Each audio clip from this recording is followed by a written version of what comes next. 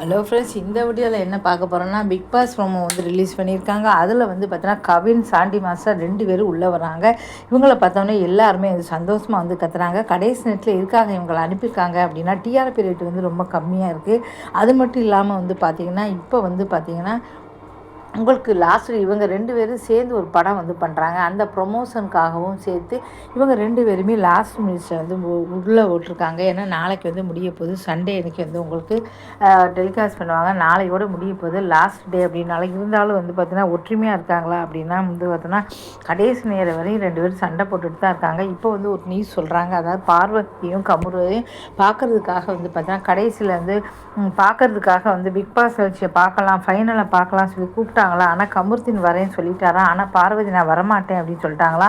ஏன்னா அவங்கள வந்து அவமானப்படுத்திட்டாங்க. கடைசி நேரத்தில் ரெட் கார்டு கொடுத்து அனுப்பிட்டாங்க. போகும்போது கூட எதுவும் சொல்லலை அப்படின்னு சொல்லிட்டு, அதனால் 5 விசா கூட கிடையாதுன்னு சொல்லிட்டாங்க. அதனால் கோவத்தில் வந்து பார்வதி வரமாட்டேன் அப்படின்னு சொல்லிட்டாங்களா. பார்க்கலாம் கமுருதீன் வராரா இல்லையா அப்படின்னு நம்ம பார்க்கலாம்.